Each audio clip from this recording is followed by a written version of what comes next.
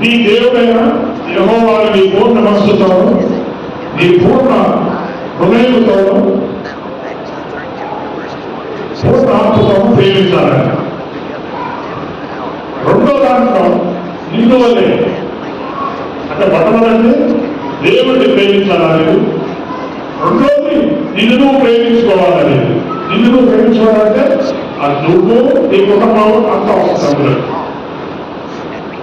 అలాగే నిన్ను నువ్వు ప్రేమించుకుంటున్నట్టు నీ కుటుంబాన్ని ప్రేమిస్తున్నట్టు నీ పొరుగు వారిని కూడా ప్రేమించు అనేది 3 విషయాలు చాలా స్పష్టంగా చెప్తున్నాడు యేసు. ఆయన జీవితానికి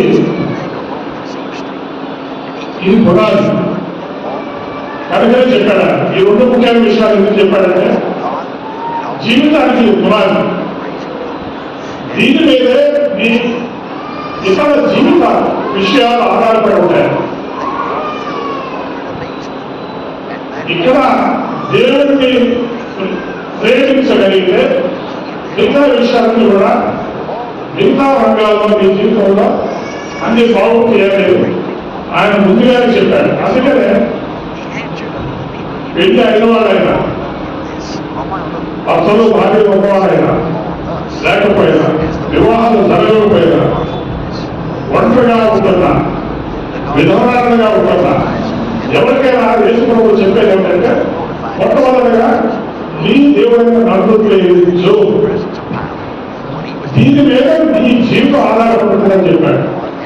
ఆయన ఇందుకే చెప్పలేదు. ఏ పరిస్థితిలో వ్యక్తులైనా సరే మొట్టమొదట నీ దేవుడిని ప్రేమించు. అది కూడా నీ మనసంతటితో ప్రేమించు. నీ మనసంతటితో ప్రేమించు. నీ హృదయంతటితో ప్రేమించు. నీ ఆత్మంతటితో ప్రేమించాలి. అంటే ఆయన్ని ప్రేమించినప్పుడు వారి యొక్క హృదయానికి ఉదయంతో నీ హృదయం నిండుగా ఒకవేళ అనుకుంటా నీ భర్త ఉన్నాడు, నీ హృదయం నిండుగా నీ భార్య ఉంటాడు. అప్పుడు ఇంకొక గురించి ఇంకొక స్థానం ఉంటుందా? లేదా పిల్లలకు వాళ్ళ తల్లిదండ్రులే ఒక హృదయం ఉన్నారు, వేరే స్థానం కదా. లేక ఎవరిస్తారు ఒక ఎవరిస్తుంది వాళ్ళు ఇష్టపడి ప్రేమించినప్పుడు వారి హృదయంలో ఆ వ్యక్తే ఉంటుంది కానీ మరి ఒక్కరు కూడా ఉంటారా? అందుకే దేవుడు మనం ప్రేమిస్తే మన మనసు కట్టాలి మీద మనం హృదయం ఇస్తాము, మన మనసు ఇస్తాము, మన సర్వం ఇస్తాము. ప్రేమ కదే కదా నిర్వచనం. అందుకనే దేవుడు శ్రేష్టమైన భాగాన్ని ఆయన కోరుకుంటున్నాడు.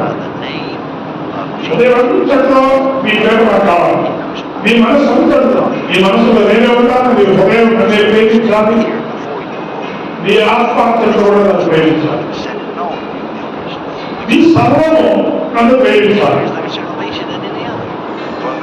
ఇది దేవుడు మనకి ఇష్టపడటానికి. దీని మీద మన జీవితం ఆధారపడి ఉంటుందన్నమాట. రెండవది ఏంటంటే నిన్ను నీ కుటుంబాన్ని కూడా ప్రేమించాలి. నిన్ను ప్రేమించుకోవాలంటే నీ కుటుంబాన్ని కూడా నువ్వు ప్రేమించాలి, నీ సంవత్సరాన్ని కూడా నువ్వు ప్రేమించాలి. అలాగే నిన్ను నీ కుటుంబాన్ని ప్రేమిస్తున్నట్టుగానే నీ పొరుగు వారిని కూడా ప్రేమించాలి. ఈ 3 కరెక్ట్గా ఉంటే జీవితం చాలా బాగుంటుందని చెప్పేస్తున్నాను. అందుకనే బైబిల్ చౌకాల నీవు చదివిన చదవకపోయినా, చదువు వచ్చిన రాకపోయినా, అర్థమైన ఏమి అర్థమైనా ఏమి అర్థం కాకపోయినా ఈ 2 విషయాలు మాత్రం నీకు అర్థం.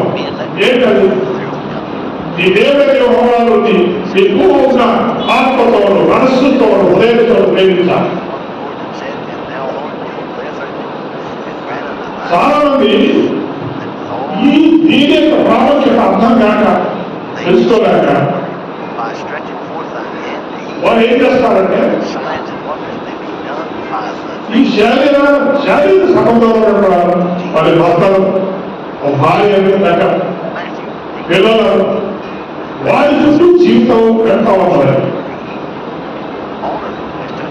వారి ఆశలు, వారి కోరికలు, వారి కళలు అన్నీ వారి భర్త మీద, భార్య మీద, పిల్లల మీద చూసుకుంటూ వారి జీవితాన్ని సాధిస్తున్నారు.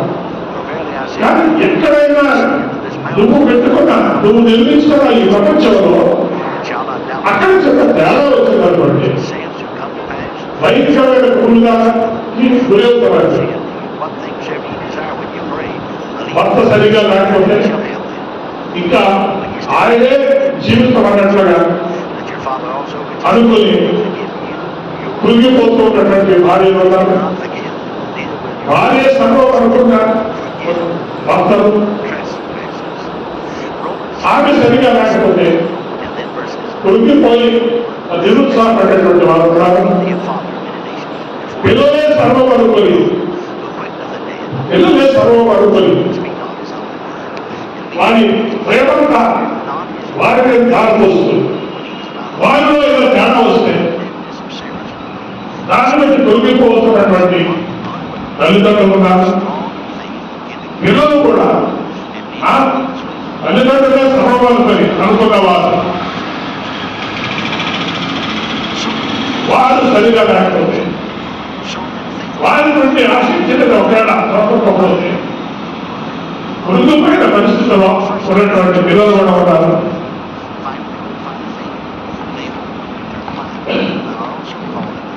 అందుకే చాలా మంది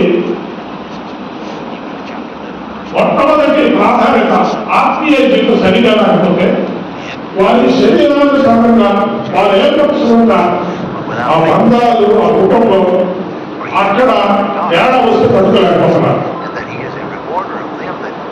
అంటే శరీరానుసారమైనటువంటి ఈ జీవితము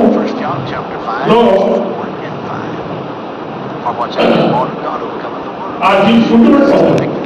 కుటుంబం గుర్తుపెట్టుకోవాలి. వారి జీవితమే గుర్తుపెట్టుకోవాలి.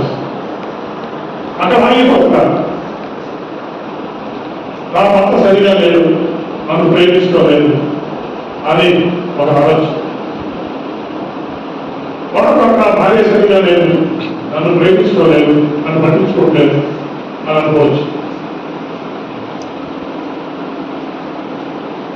కొంతమంది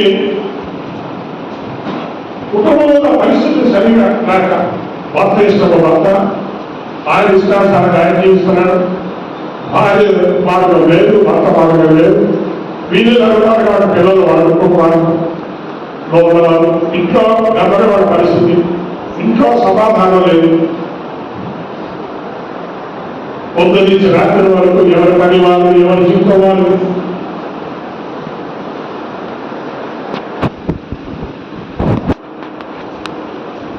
కొంతమంది జీవితంలో అది వారి యొక్క భార్య భర్త యొక్క జీవితంలో కానీ, కుటుంబ జీవితంలో కానీ కొన్ని విషయాలు గుర్తుపెట్టేట్లుగా అనిపించినప్పుడు వారి ప్రేమను ఎక్కడెక్కడ వెతుకుతున్నారంటే వారి బయట స్నేహితులను వెతుకుతున్నారు. అక్కడ ఆదరణ ఉంటుందని లేక కొంతమంది బంధుమిత్రుల దగ్గర వెతుకుతూ ఉంటారు.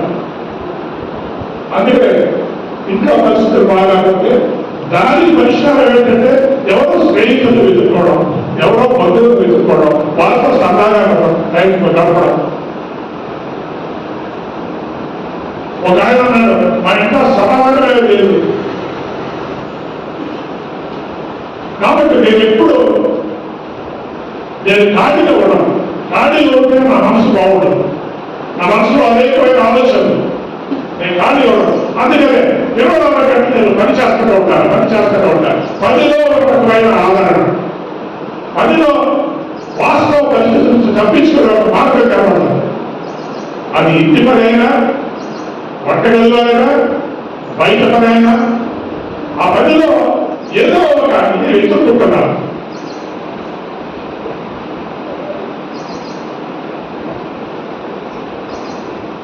వాళ్ళు ఏమంటారంటే, వీళ్ళందరూ ఏమంటారంటే, నా భర్త బాగుంటే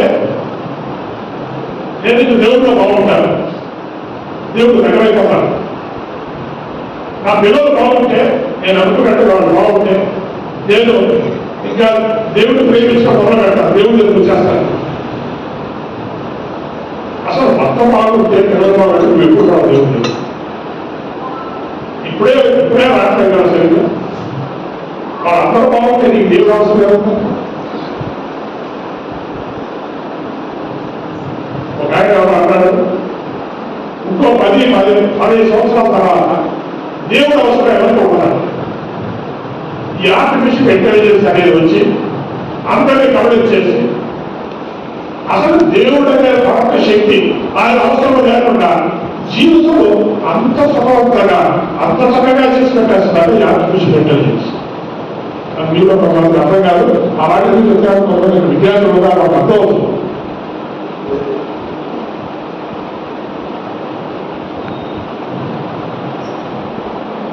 అంటే దేవుడు దేవుడు దేవుడు బదులు ఇది ఉంటే మాకు చాలు. కాబట్టి నువ్వు అన్ని బాగుంటే నీకు అన్ని బాగుంటే నేను దేవుడు దగ్గరికి వస్తాను, అన్ని బాగుంటే నువ్వు దేవుడు దగ్గరికి రావు, అన్ని బాగుంటే అసలు గుడికే రావు అనుకుంటాను. ఇది సాల్వ్ అయితే నీ బాగా సాల్వ్ అయితే నేను దేవుడి దగ్గరికి వస్తాను, దేవుడిని ఎక్కువగా ప్రేమిస్తాను, ప్రార్థనకు వస్తాను. రావు.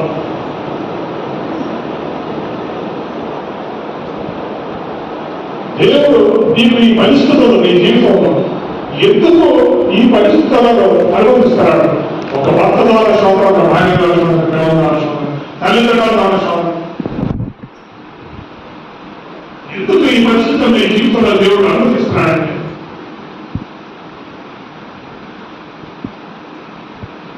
మొట్టమొదట దేవుడు దేవుడు వస్తాడు, దేవుడికే నీ ప్రేమ దారిస్తాడు.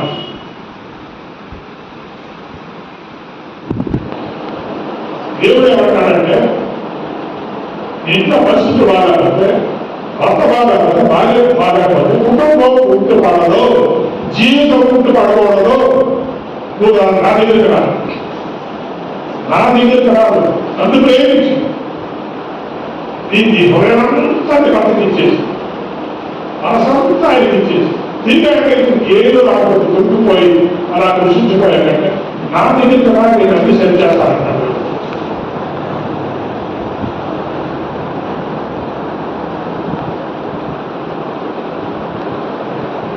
నేనేమో ఆయన మాట్లాడుతున్నాను ఇక్కడ రోడ్డు మీద. ఆయన ఏమంటాడంటే సార్ వరదలు జీవితం బాగుండేది, ఈ మధ్యకాలంలో బాగుంటుంది. ఎందుకంటే ఎవరో అన్నారంటే ఆయన ఎదురు ఎవరో మాట్లాడాల్సిన ఇది చాలా విచిత్రంగా. అంటే ఎవరో ఏదో నీ జీవితం బాగాలేకపోతే ఎవరో ఏదో చేసేస్తున్నారని దానికి ఎవరినో మనం నిర్మించుకోవడం. ఎప్పుడు కూడా దేవుడు వాటికి సర్వీస్ నీలో ఉన్నవాడిని లోపల ప్రవర్తన గొప్పవాడు. నీ దేవుడే లేడు, నీ ప్రార్థన లేదు. ఎవరో ఏదో నీ జీవితం ఆడుకోగలరా?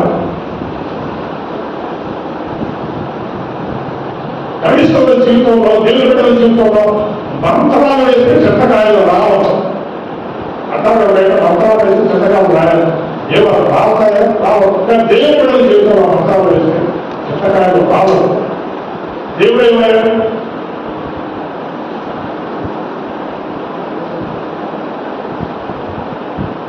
చాలా మందికి దేవుడు ఏంటంటే ఆ మంత్రాలు ఎదుగు నమ్మకం.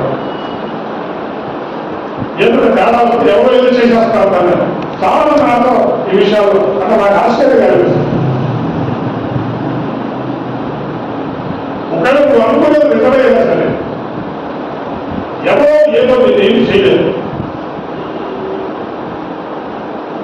నీ జీవితం బాగా పడాలి, నీ కుటుంబంలో సమస్యలు కారణం వేరే ఉంది. ఒక మనిషి కాదు, ఒక మనిషి కారణం కాదు.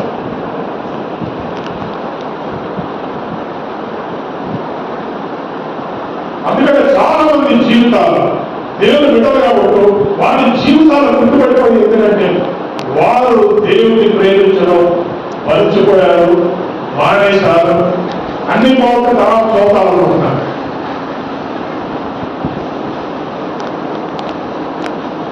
అసలు మనిషి జీవితంలో అన్ని బాగుండే రోజు ఎప్పుడు రాదు. నువ్వు అప్పుడే దేవుడి దగ్గరికి వస్తానంటే అప్పుడు నీ జీవితం అయిపోతుంది. ఎంత గొప్ప ఆత్మీయ జీవితంలో అయినా, ఎంత దేవుని శక్తి కలిగిన వాళ్ళ జీవితంలో అయినా అన్ని బాగున్న రోజు ఎక్కువ రాదు. యేసుప్రభువు చెప్పాడు, ఈ లోకంలో మీకు శ్రమ కలుగును, ఆయన ధైర్యం తెచ్చుకోండి, ఎందుకంటే మీరు లోకాన్ని జయించారు. శ్రమలు ఉంటాయి, శోధనలు ఉంటాయి, బాధలు ఉంటాయి, ఈ లోకమే లాంటిది. అందుకని మీరు చేయాల్సిన పని మీ దేవుడే యెహోవా, మీ పూర్ణ మనస్సుతో, మీ పూర్ణ ఆత్మతో,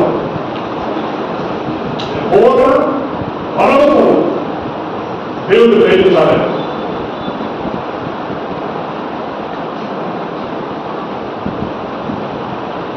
మన భారతీయ సంస్కృతిలో ముఖ్యంగా భారత రోజుల్లో వత్సే సర్వస్వం అనేటువంటి ఒక సాంప్రదాయం. అందులో ఒక పాట ఈ లోకంతో పని పలు రాముడు ఏమంటే నా స్వామి నాకు తోడు రాలంటే, నా భర్త తోడు రావంటే నాకు అంతా హ్యాపీగా భర్త తోడు రావంటే ఈ లోకం ఎంత అవసరం లేదు. కాబట్టి ఈ పరిస్థితులు ఎప్పుడు ఆశయాన్ని నువ్వు దేవుని దగ్గరికి వచ్చి అంటే బాగా అంటే వచ్చావు ఎంతవరకంటే మీరు దేవుడిని మీ పూర్ణ హృదయంతో, పూర్ణ ఆత్మతో, పూర్ణ మనస్సుతో దేవుడికి ప్రేమ ఇవ్వలేదు. ఇవన్నీ మీ జీవితంలో జరగకపోతే దేవుడు ముందుగా చెప్పాడు, ఫస్ట్ నాకేవాడు, మీ ప్రేమ నాకేవాడు. ఒక అమ్మాయిలు ఇంట్లో పరిస్థితులు బాగా అవ్వాలి, వాళ్ళ మనసు ఎక్కడ జరుగుతుందంటే మరొకరు నీకు ప్రేమ ఆశిస్తున్నారు. ఆడపిల్లలు, మగ పిల్లలు స్నేహము, ప్రేమ ఆశిస్తూ అందులో ఆధారణ పొందుతున్నారు. ఎందుకంటే అందులో నీవే లోపల చూడాలి.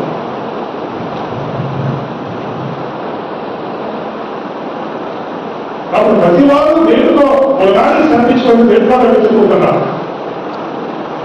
కానీ తేడా ఎక్కడ వచ్చిందంటే నీ జీవితంలో నీ కుటుంబ జీవితం ఎందుకు గుర్తుపడిపోయిందంటే నువ్వు దేవుడిని నువ్వు ప్రేమించుకోలేదు, నువ్వు దేవుడి దగ్గర రావట్లేదు, సంపూర్ణమైన ప్రేమాన్ని ఇవ్వట్లేదు.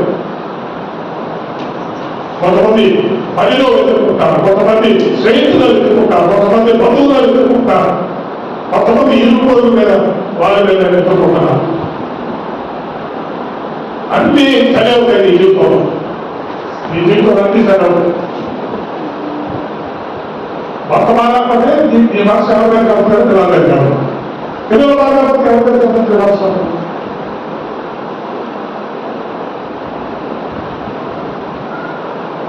అందుకే కొంతమంది ఇంట్లో ఎవరు బాగాలేదు కాదు వాళ్ళ మనసు పక్కెట్టుకోవడం లేదా అక్కెట్టుకోవడం లేదా.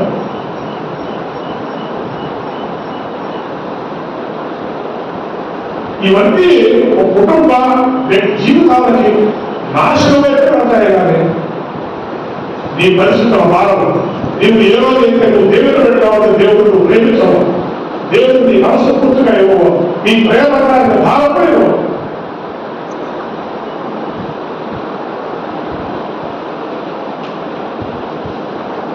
ఒక మంచి భార్య తన భర్తని ఆశించేటట్టు ఆ ప్రేమ, ఒక మంచి భర్త తన భార్య నుంచి ఆశించేటట్టు ప్రేమ, ఈ ప్రేమ కంటే దేవుడు మరి అంతకంటే ఎక్కువ ప్రేమ ఆయన ఇవ్వకపోతున్నాడు. ఎందుకంటే ప్రేమ మీద ఎక్కడైనా ఉంటుందంటే అక్కడి నుంచి వచ్చేది. ప్రేమ ధార అనేది అక్కడ ఉంది, దేవుని దగ్గర ఉంది, యేసయ్య దగ్గర ఉంది.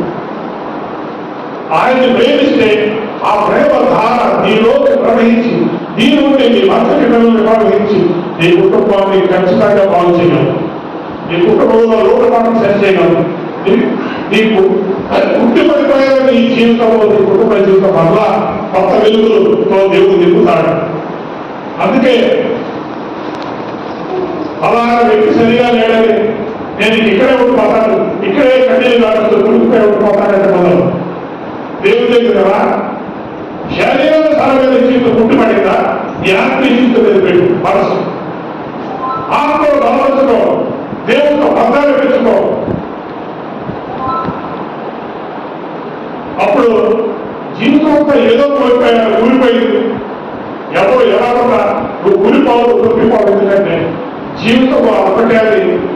చెప్పుకోవు, దేవుడిని ప్రేమించండి అని చెప్పుకోవాలనుకుంటాం. ప్రపంచమే చూపెట్టుకుంటాం. ఎందుకంటే దేవుడితో వాడు సరైన మొత్తం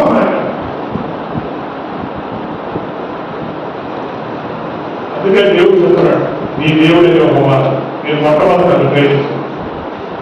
మీరు మొదటి స్థానం నాకు ఇవ్వండి, రెండో స్థానం మీ కుటుంబానికి ఇవ్వండి, మూడవ స్థానం పక్కవాడికి ఇవ్వండి. ఈ మూడు చేయాలంటారు.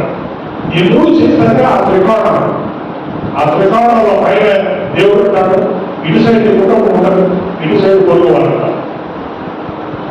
ట్రయాంగిల్ లో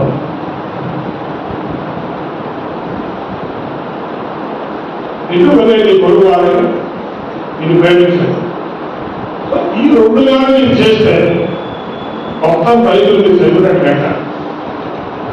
ఎందుకంటే బైబిల్లో ఆది కాండం నుండి ప్రకటనల వరకు ఏ దేవుడు ప్రేమమయమైన దేవుడు ఏ దేవుడి కోసం అయితే అంత రాయబడి ఉందో, చెప్పబడి ఉందో, జీవించబడి ఉందో, ప్రకటించబడి ఉందో ఆయనతో మతం తెలుసుకుంటే బైబిల్ అంతా మీకు అర్థం అవుతుంది.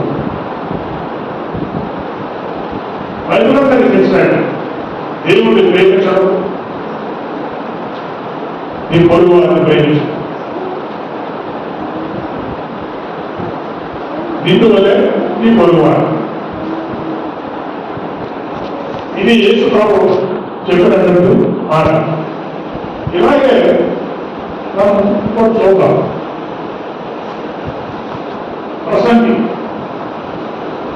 ప్రసంగిలో కూడా 12వ అధ్యాయం 11వ వచనంలో ఇదంతా మిగిలిన తర్వాత ఆయన చాలా చెప్పాడు. ఎవరు చూడవద్దు, చాలా చెప్పాడు. ఇదంతా వినాలి. అసలైన విషయం చెప్తాను. అసలైన విషయం చెప్తాను. ఏంటా విషయం? దేవుని యొక్క భయభక్తులు కలిగి ఉంది ఉండాలి. అమరవాడు రెండోది ఆయన కట్టడాలను అనుసరించి నడుచుకోవాలి. వింటున్నారా? దేవుని యొక్క భయము భక్తి కలిగి ఉండాలి. మనం ఈ భయభక్తులు ఎలా కావాలంటే అది మనం అర్థం చేసుకుంటే చాలా ఉంటుంది. భయభక్తులు మన భారతదేశంలో దేవుడు అంటే భయం లేదు, భక్తి ఉంటే ఉంది. భారతదేశంలో అది ఏ మతస్థానాలు కానీ వీళ్ళు క్రైస్తవంలో కూడా భక్తి ఉంది, కానీ దేవుడు అంటే భయం. కానీ రెండు కలిసిన మతాల జీవితం లేదు. దేవుని భయం అంటే దేవుడికి ఇష్టమైన ప్రీతికరంగా జీవించాలి, ఆయనకి ఇష్టమైన విధంగా నడుచుకోవాలి. నడుచుకోకపోతే అప్పుడు ఏమవుతుంది? దీన్ని యోసేపు అన్నాడు, ఇంత ఘోరమైన దుష్కార్యము నేను ఎలా చేయగలను అని అడిగాడు. అంటే ఎవరు భయపడ్డాడు? దేవుడు భయపడ్డాడు. కాబట్టి అన్నాడు, ఇంత ఘోరమైన దుష్కార్యం ఎలా చేస్తాను నేను? దేవుడికి భయపడ్డాడు. ఆయనకి భక్తి ఉంది, కానీ దేవుడి అంటే భయం చాలా. అంటే దేవుడికి ఇష్టమైన పనులు చేయకూడదు, దేవుడికి ఇష్టమైన ప్రీతికరమైన విధంగా మనం జీవించాలనేది అది భయము భక్తితో కూడిన జీవితం. ఈ భయం అనేసారంటే భక్తి ఎవరికైనా ఉండదు. ఇది సైతాన్ని చూసి పట్టుకోవడం భక్తులు. ఎందుకంటే వాడు భయం ఎవరు ఉన్నాడో దేవుడు తెలుసు. ఒకప్పుడు దేవుడే ఉంటాడు వాడు. అప్పుడు వాడు నిజమైన దేవుడు ఎవరన్నా అని నువ్వు అడుగుడు దెయ్యం కాదు, దెయ్యం పట్టుకోండి ఎవరైనాడు. నిజమైన దేవుడు ఎవరైనా వాడు ఆలోచన యేసుక్రీస్తు దేవుడు అని చెప్తాను. కాబట్టి దయ్యానికి కూడా దేవుడు నమ్మకం ఉంది, కానీ ఆయన చెప్పిన ప్రకారం కట్టడాలు అనుసరించి దయ్యం జీవించుంటారు. మనమైతే భయభక్తులు కలిగిన వాడు, దేవుడికి భయభక్తులు ఉండాలని. రెండోది ఆయన కట్టడాలను అనుసరించి నడుచుకోవాలి. మనం ఏం చేస్తామంటే ఈ రెండు మాటల్లో భయం తీసేస్తాం. భక్తి అంటే మొదటి మాటలో సగం తీసేసాం. సగం ఏంటంటే భక్తి. దేవుడికి భక్తి కలిగి జీవించండి. ఆ తర్వాత ఆ తర్వాత మనం కూడా పక్కన పెట్టేస్తాం. ఆయనకి అక్కడ అనుసరించి నడుచుకోవాలి. ఒక నడుచుకోవాలంటే ఏం చేయాలి? అబ్బో అలా ఇవన్నీ తీశారు, ఎవరు తీశారు, ఈ వద్దు ఇది కావాలి, అని దేవుడు అంటాడే అది ఆ దోపు మాట్లాడు. ఇది భయం లేదు, ఆయన కట్టడం అనుసరించి నడుచుకోవడానికి మనకి ఏది కష్టమో అది పక్కన పెట్టేస్తాం, కానీ మంచిగా ఒకటి నటిస్తాం. నిజంగా దీన్ని మనం తీవ్రంగా సీరియస్గా జీవితంలో తీసుకుంటే జీవితంలో విప్లవం భయంకరమైనటువంటి ఒక మార్పు కలుగుతున్న జీవితం. అలాగే దేవుడిని ప్రేమించినప్పుడు, మనసుతో హృదయంతో ప్రేమించినప్పుడు నీ జీవితంలో ఎన్నో మార్పులు కలుగుతాయి. విప్లవం సృష్టిస్తాడు దేవుడు. మామూలుడు కాదు, తుఫాను సృష్టిస్తాడు ఆయన. మన భాషలో భీకరుడై యెహోవా, ఆయన భీకరుడైన దేవుడు. ఆయన మనలోకి వచ్చాడంటే ఎన్నో మార్పులతో వస్తాడు. ఆయన మనలో ఆయన ప్రేమించామంటే గొప్ప గొప్ప కార్యాలు మరి ప్రేమిస్తున్న వాళ్ళు దేవుడు చేస్తాడు. మనుషులు ఇక్కడ ఆ లాజిక్ విషయాలు అంటారా, చిన్న విషయంలో చనిపోతారు. కష్టమైన పని భార్యను తీసేస్తున్నారు. కష్టంలో అనుసరించి నడుచుకోవాలి, దాని గురించి కొంత పట్టించుకోండి. ఆ రెండు దేవుడికి పడుతుంది. అవును పడుతుంది రాదు కాబట్టి కదా అదే వస్తుందా అంటారు. సో ఎన్నో విషయాలు చర్చించిన తర్వాత ప్రసంగం ఏమంటారంటే, రెండోది బాగుపోయారు. మొదటి ఆయన భయం మంచి ఉండాలి, రెండోది ఆయన చెప్పిన మాట కథలో అనుసరించి నడుచుకోవాలి. ఈ సందర్భంలో ఒక మాట జ్ఞాపకం చేసుకున్నాం. వీళ్ళను ప్రేమించినేలా చేసుకోమాట, వీళ్ళను ప్రేమించినేలా నా అంకెలు ఎవరికైనా గుర్తుందా? మాట విన్నారా? ఎక్కడైనా ఏమో ఇస్తారు విన్నామా? వీళ్ళను ప్రేమించినేలా ఏమవుతుంది? ఏమవుతుంది? వీళ్ళను ప్రేమించినేలా నా అంకెలు రైతుతాడు. చాలా స్పష్టంగా చెప్పేశాడు. పుట్టింటి ప్రేమల పైకి ప్రేమలు అన్నీ వేసుకోవడం అవసరం లేదు. వీళ్ళను ప్రేమించే వేళ మీరు ఆ అంకెలు వేయదు.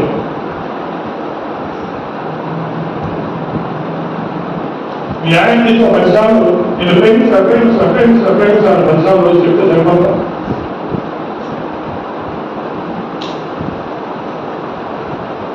ప్రేమించాలని చెప్పగానే ఏం చేయాలి? వెంటనే చేయమన్నా అవునా? ఇష్టమైతే చేయాలి. వీళ్ళను ప్రేమించేయాలా ఆ ఆజ్ఞను నేను. సో ఇక్కడ యేసుప్రభువు ఏం చెప్తారంటే, వీళ్ళను ప్రేమిస్తే నా ఆజ్ఞను మీరు వెళ్ళుకుంటారు. సో ఇక్కడ ప్రసంగి చెప్పిన ఆజ్ఞలు వెళ్ళడం నేను చెప్తున్నాను. రెండే విషయాలు, ఒకటి ఆయనకి వైరుత్వం కలిగి ఉండాలి, ఆ ఆజ్ఞలు వెళ్ళాలి. యేసుప్రభువు ఏమంటారు? వీళ్ళు ఈ దేవుడి వ్యవహారం పూర్ణ ఆత్మతో ప్రేమతో హృదయంతో ప్రేమిస్తే ఏం చేయాలంటున్నాను? ఆయన ఆజ్ఞలు వేయాలి, ఆయన చెప్పిన మాటలు వినాలి, ఆయన ఇష్టమైనది చేయాలి, ఇష్టం లేదు మానేసుకోవాలి. అది కష్టమైనా మానేసుకోవాలి. అది నిజమైన ప్రేమ.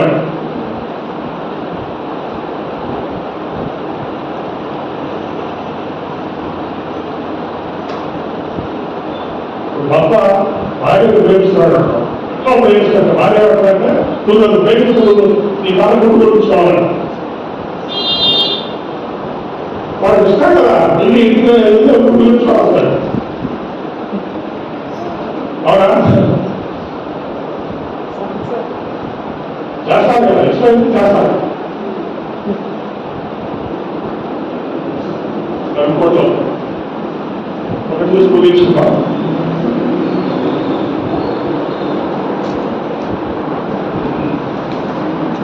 యాకోబు రాసిన పత్రిక 1:27. తండ్రి అయిన దేవుని యొక్క పవిత్రతను వింటున్నారా? దేవుని యొక్క పవిత్రమైన నిష్కళంకమైన భక్తి. మామూలు భక్తి కాదు. ఇది ఇందాకైతే మనం ఏం మాట్లాడుతున్నాం, భయంతో కూడా భక్తి గురించి మాట్లాడుతున్నాం. ఇప్పుడు ఏమంటాడంటే నీ భక్తి బాధలు చెప్పాలి, భయముతో నిష్కళంకమైన పవిత్రమైనది. నీ భక్తి ఎలా ఉండాలి? పవిత్రమైన భక్తి, నిష్కళంకమైన భక్తి, పరిశుద్ధమైన భక్తి. భక్తి ఏమనగా అలాంటి భక్తి ఏంటో తెలుసా? దిక్కులేని పిల్లలు విధవరాంటారు, వారి ఇబ్బందుల్లో పరామర్శలు. ఇది యేసు ప్రభు కూడా చెప్పాడు. ఎక్కడ చెప్పాడు తెలుసా? మీరు వాక్యం వింటారని చెప్పండి. ఈ మాట యేసు ప్రభు కూడా చెప్పాడు. ఎక్కడ చెప్పాడు? ఇలాగే చెప్పాడు. యేసు ప్రభు చెప్పాడు. అర్థం కాదు. నువ్వు మంచి సినిమా కథలుతా అనుకోవద్దు. నువ్వు మంచి సినిమా కథలుతా అర్థమవుతుందా? అర్థం కాదు. ఎవరు చెప్పండి, నీకు అర్థం కాదు. వేసుకోండి. ఏం చెప్పాడు? దీనికి అనుగుణమైన మాట చెప్పాడు. చెప్పాడు కదా.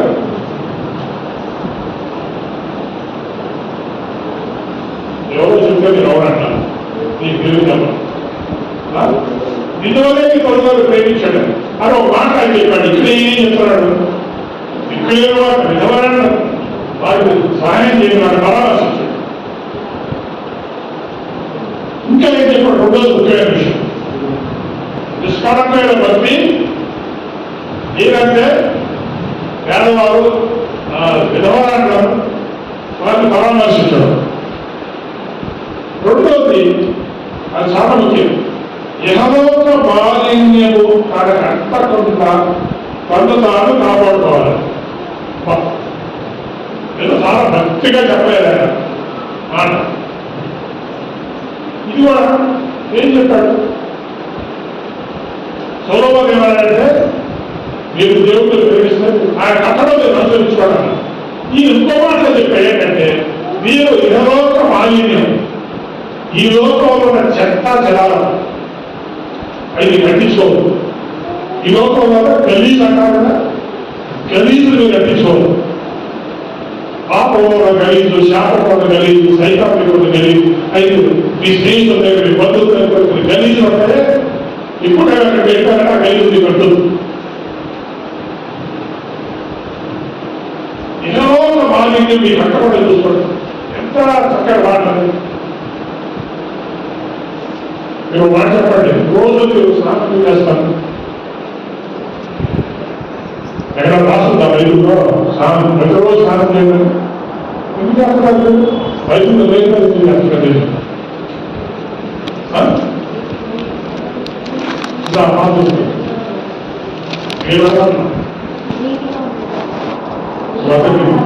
చెప్పు, గట్టిగా చెప్పు.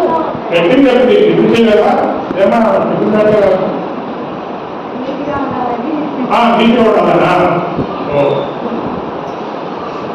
నీట్గా ఉండాలి. నీట్గా ఉండాలి.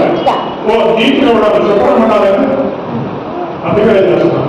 ఆ బైబుల్ రాయటం చేస్తున్నాం కదా. బైబుల్ కూడా రాసుకోవడం లేదు, ఎలా రాసుకుంటాము కదా. పూర్వం ఏమి తీసుకోం, ఏమి చేస్తాం. సరే మంచిదే కదా.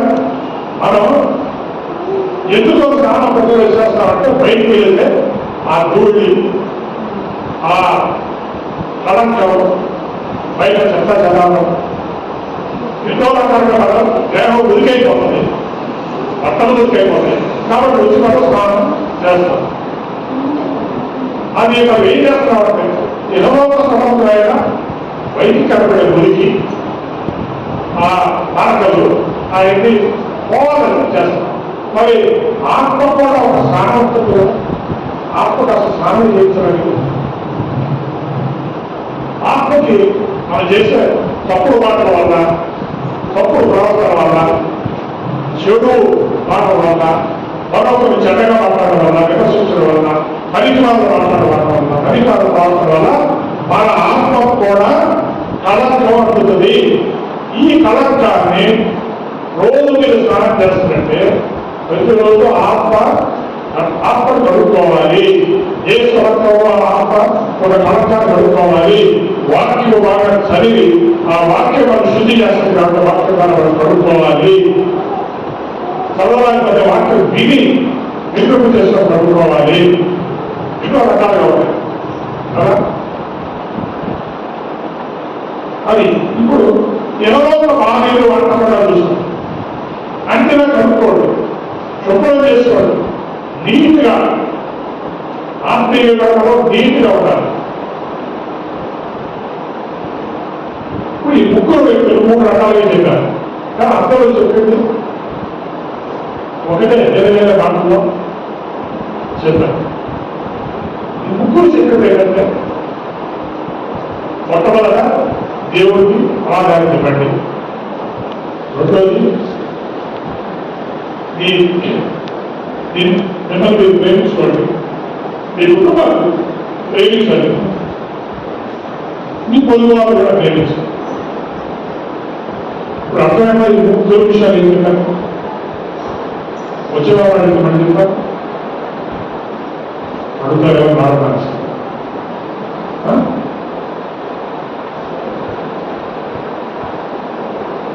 ఈ విషయాలకు మీకు ఏమవుతుంది ఒక మాట చెప్పండి. అసలు దేవుడు ఏమడుగుతున్నాడు మనం?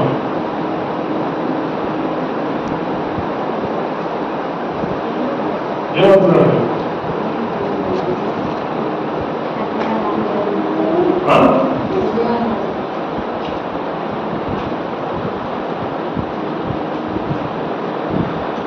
మీ జవాబు బాగా ఉన్నాయి, కానీ ఇది విన్న ప్రసంగానికి అనుగుణంగా ఉన్న జవాబు.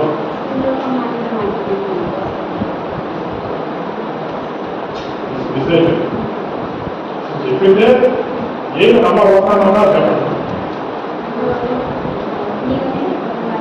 అది నమ్మకన్నా నమ్మకం లేదు.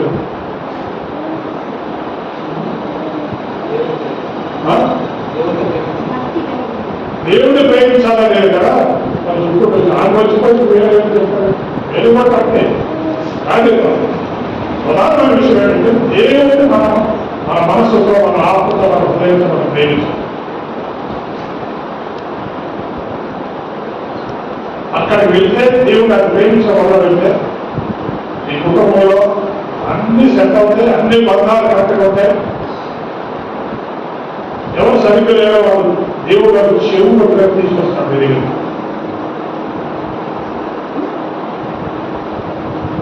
ఈ సందేశం ఎప్పటికీ మారదు.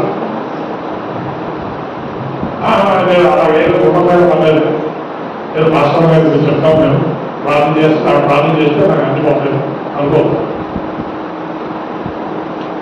ఎవరో ప్రార్థన చెప్పాలి ఖర్చు చేసుకున్నారు, దేవుడు ప్రేమిస్తున్నాడు కుదరదు. ఏదో ఒకసారి తిరుగుతుంది, ఎప్పటికీ కుదరదు. మళ్ళీ ఎక్కడికి వెళ్ళాలి అక్కడికి వెళ్ళిపోవాలి. దేవుడిని హోమాన్ని ప్రేమించి ప్రార్థన చేస్తుంది.